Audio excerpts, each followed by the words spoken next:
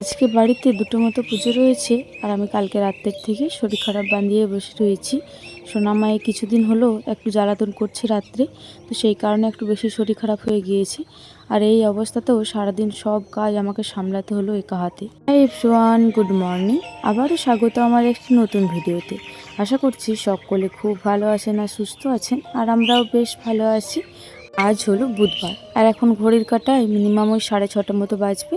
এখন থেকে আজকের ব্লগটি আমি শুরু করছি। আশা করছি আজকের ব্লগটি আপনাদের ভালো লেগে থাকবে। কালকে রাত্রের থেকেই শরীরটা একটু খারাপ লাগছিল, তবে মাঝরাত থেকে যে শরীরটা এতটা খারাপ হয়ে যাবে ভাবতেও পারিনি।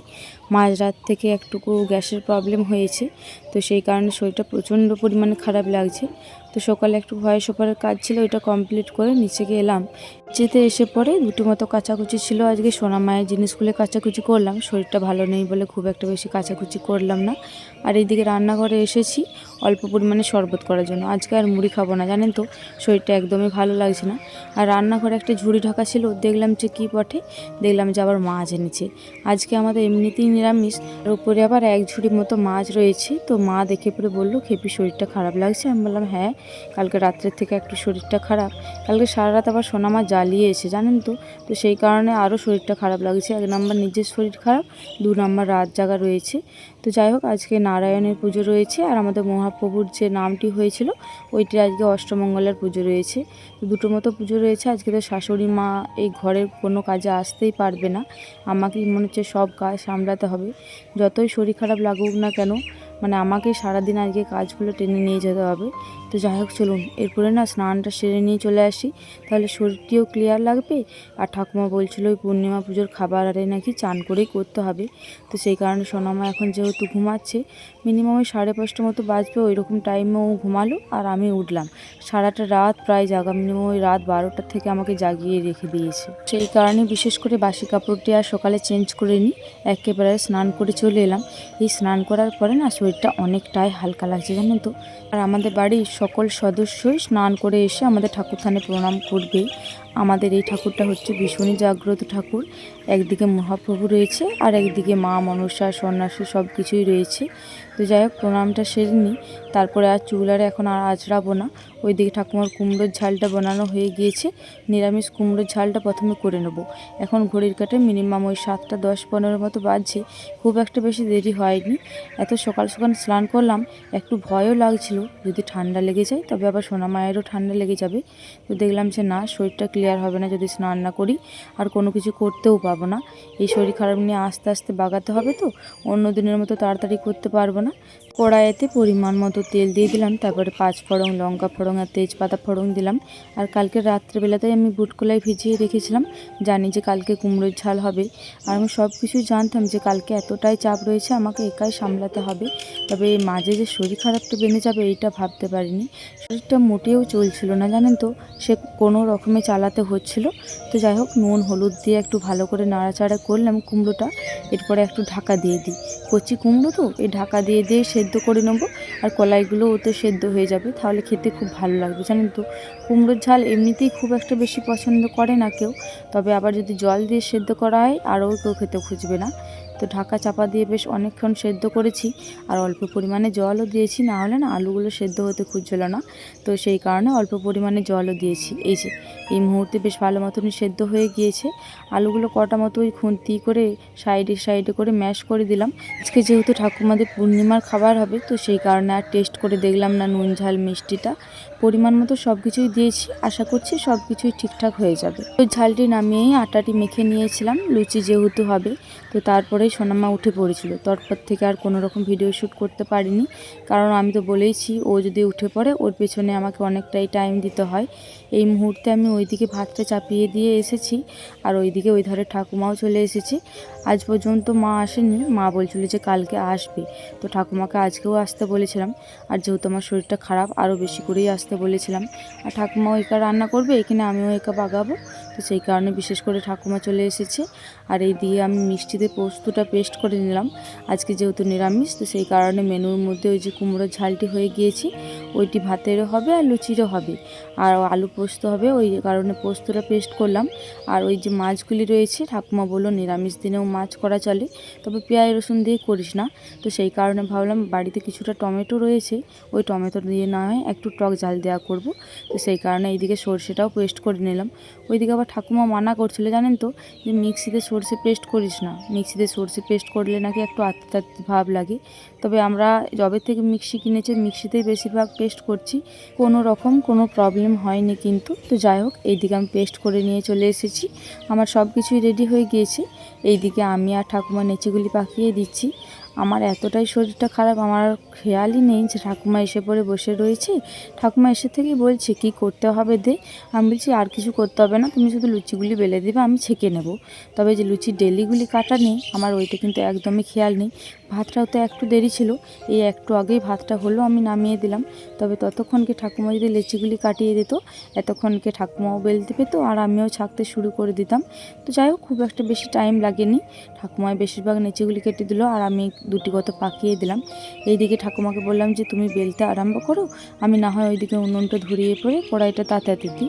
যে আমার তেলটিও চলে এসেছে, তো দাঁড়ান দেখি ভালো করে এসেছে নাকি। তো এই প্রথমে লুচিটা না উনুন বুড়িকেই দেবো। ঠাকুমা বলে যে যে কোনো খাবার করতে গেলে প্রথমে উনুন বুড়িকে দিবি, তারপরে না হয় অন্য কিছু আরম্ভ করবি। তো সেই কারণে ভাবলাম যে আজকে না হয় উনুন বুড়িকে একটা মতো লুচি দিয়ে থাকি, তাহলে আমার সব লুচিগুলোই হয়তো ভালো হয়ে যাবে। তো প্রথমে দেখলাম যখন উনুন বুড়িকে লুচিটা দিতে গেলাম, খুব একটা ভালো করে তেলটা আসেনি। এরপরে উনুন বুড়িকে দেওয়ার পরে বেশ ভালো রকম তেলটি এসছে। যাই হোক, চলুন একে একে সব কটা লুচি ছেঁকে নিই। ওইদিকে আবার সোনামা না কান্নাকাটি করছে, প্রচণ্ড পরিমাণে গরম করছে তো। আর মা ওইখানে নারায়ণ পুজোর স্বাদ করছে, মাকেও জ্বালাতন করছে। এই লুচিগুলি ছেঁকে পরেই ওকে খাবার খাইয়ে দেবো, কারণ ও সকালে খাবারটি খাওয়ানোর পরেই পটি করে ফেলে। তো সকালে অল্প পরিমাণে খাবারটা খাওয়াই, তারপরে এই মুহূর্তে অল্প পরিমাণে সুজি খাইয়ে থাকি। ওই সুজিটি খাইয়েই ওকে ঘুম পাড়িয়ে দেবো। এখনও অনেক কাজ রয়েছে জানেন তো, শুধুমাত্র দুটো মতো কাজ হয়েছে, ভাত হয়েছে আর কুমড়োর ঝাল হয়েছে। লুচি ছাকাটাও কিন্তু একটা বড় কাজ, এটা উদ্ধার হলেও জানবো আর একটা কাজ হলো।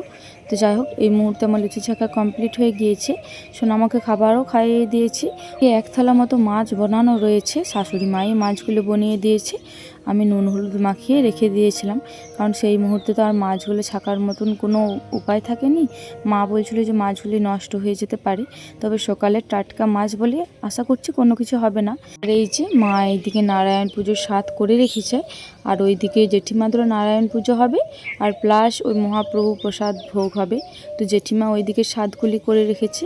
আজকে মহাপ্রভুর ভোগ বলতে হয়তো চিড়ে আরে দিয়ে পুজো করে। আর আমাদের যেদিনকে নাম ভর্তি হয়েছিল ওই মহাপ্রভুর, তো সেই দিনকে আমাদের পদ্ম ফুলটা খেয়াল থাকেনি। পদ্ম ফুলটা বামুন ঠাকুর লিস্টের মধ্যে লিখতে ভুলে গিয়েছিল, আর আমরাও জানতাম না যে পদ্ম ফুল লাগবে, যেহেতু আমাদের মা মনসাও রয়েছে। তো সেই কারণে সেই দিনে একটু মা মনসা রুষ্ট হয়েছিলেন। তো সেই কারণে আজকে দাদা ভাই ছোটো কাকু দুজনে মিলেই পদ্ম ফুল এনেছে। ঠাকুর যখন জোগাড় দেয় না, সব দিক থেকেই জোগাড় দিয়ে দেয়, আর ঠাকুর যখন মুখ ফিরিয়ে নেয় কোনো দিক থেকেই কোনো কিছু হয় না। এই যে দেখুন কি সুন্দর পদ্ম ফুলগুলো, বেশ ভালো লাগছে। অনেক দিন পর পদ্ম ফুল দেখলাম। দাদা ওই 4টে মতো এনেছে আর ছোটো কাকু এনেছে 2টো মতো, মোট 6টা মতো পদ্ম ফুল পেয়েছে। আজকে 2টো পুজো কিন্তু আলাদা আলাদা বামুন ঠাকুরে করবে। এইটা বামুন ঠাকুর বলা ভুল হবে, এইটাকে আমাদের কোথায় দাস ঠাকুর বলে থাকে। ইনি আমাদের মহাপ্রভুর ভোগ দিয়ে থাকে। যখনই আমাদের মহাপ্রভুর ভোগ হয়ে থাকে, আমি তো বরাবরই দেখছি এই দাস ঠাকুরকেই দিতে। এই মুহূর্তে এলেন, এরপরে হয়তো পুজো আরম্ভ করবেন। এই যে এই দিকে এসে পরেই আমি দেখছি ঠাকুমার সব কটা মাছই ছাকা কমপ্লিট হয়ে গিয়েছে, ওই আর এক কড়াই মতো রয়েছে ছাকতে। তো আমি ওইদিকে সোনামাকে ঘুম পাড়াতে গিয়েছিলাম, সেই মুহূর্তে ঠাকুমা দেখুন কতগুলি মাছ ভাজা হয়ে গিয়েছে। তো ঠাকুমা একটা মেড়া নিয়েছে, আপনাদেরকে তো এর আগের ভিডিওতে বলেছিলাম যে ঠাকুমা পা মুড়ে বসতে পারে না, ঠাকুমার পায়ের একটু প্রবলেম রয়েছে বাতের জন্য। তো সেই কারণে ঠাকুমার মেড়াতে একটু বসে বা পা মিলে যে কোনো কাজ করতে একটু বেশি সুবিধা হয়। আমি ঠাকুমাকে এইসব কোনো কিছুই করতে দিতাম করতাম না, তবে আমার শরীরটাও আজকে আর চলছে না, তো সেই কারণে আর মানা করলাম না। আর ঠাকুমা বলছিল যে আজকে পুরো রান্নাটা আমি বসে বসে করে দিচ্ছি, তুই শুধু জোগাড় করে দে, তোকে গরমে আসতে হবে না। তবে আমি আর থাকতে পারলাম না, জানেন তো, ওই বয়স্ক মানুষটাকে দিয়ে আমি আর কাজ করাতে পারলাম না। যতই শরীরটা খারাপ হোক না কেন, আমি নিজেই যতটুকু পাচ্ছি করছি। আর যেহেতু সব কিছু একদম রেডি আছে হাতের কাছে, তো সেই কারণে বসে বসে রান্না করতে খুব একটা বেশি অসুবিধা হয়নি। প্রথমেই মাছের ঝাল দিয়েটা করে নিই, যেহেতু মাছেরই কড়াই রয়েছে আর মাছের তেলটিও ছিল, তো মাছের তেলটি অল্প পরিমাণে দিয়ে দিলাম। অল্প পরিমাণে কালো জিরে আর দুটো মতো কাঁচা লঙ্কা দিলাম। তারপরে টমেটোটা দিয়ে ভালো করে একটু গলিয়ে নিলাম। তারপরে পরিমাণ মতো বাটনাটা দিয়ে পরে জল দিয়ে এরপরে বাটনাটাকে ফুটতে দেবো। বাটনাটা মিনিমাম 2 থেকে 3 মিনিট মতো ফোটাবো, না হলে একটা কাঁচা কাঁচা গন্ধ থাকে আর একটু আতিতে লাগে। এই মুহূর্তে বেশ ভালো করেই ফুটে গিয়েছে। আজকে মিনিমাম ওই 4 থেকে 5 জনাকার মতো বাটনা হবে। আমি তো খাবো না, মায়েরও পূর্ণিমা পুজো, ঠাকুমারও পূর্ণিমা পুজো রয়েছে। বাবা, সোনা মায়ের পাপা, দাদা ভাই আর ওই ধারে ঠাকুমা। আরও 3-4টে এক্সট্রা মাছ দিয়ে রাখলাম, কারণ দাস ঠাকুরের খাবারের ঠিক নেই কোনো। জেঠিমাদের বাড়িতে খাবে বলেছে, তবে মাছ খাবে নাকি জানে না। মা বললো যে মাছ ঝাল দেওয়াটা নামিয়ে দিয়েছিস, তাহলে না হয় আমি এরপরে বাদ বাকি করে দিচ্ছি। আমি বললাম যে না না, তুমি পুজো হচ্ছে ওইখানে পুজোর কাছে বসো, আমি আস্তে আস্তে করে নিচ্ছি। মাছ ঝাল দেওয়াটা নামিয়ে এই দিকের পরে পোস্তটা চাপিয়ে দিচ্ছি। অল্প পরিমাণে জিরে আর একটা মতো কাঁচা লঙ্কা দিলাম, আর অল্প পরিমাণে টমেটোকে ভালো করে গলিয়ে নিলাম। এরপরে আলুগুলি দিয়ে দিলাম, একটি মতো কাঁচা লঙ্কা দিলাম, কারণ আজকে পোস্তটা ভাবছি সোনামাকেও খাইয়ে দেবো। আজকে মুগের ডাল হবে আর আলু পোস্ত হবে, ওই দিয়েই খাইয়ে দেবো, কারণ সোনামাই আলু পোস্ত আর মুগের ডাল খেতে প্রচণ্ড পরিমাণে পছন্দ করে। 5 থেকে 6 মিনিট মতো ঢাকা চাপা দিয়ে কষিয়ে নিয়েছিলাম, তারপরে তোলাতে লেগে যাচ্ছিল, পরিমাণ মতো জল দিয়ে দিয়েছিলাম। এই মুহূর্তে ভালো মতনই আলুগুলো সেদ্ধ হয়ে গিয়েছে।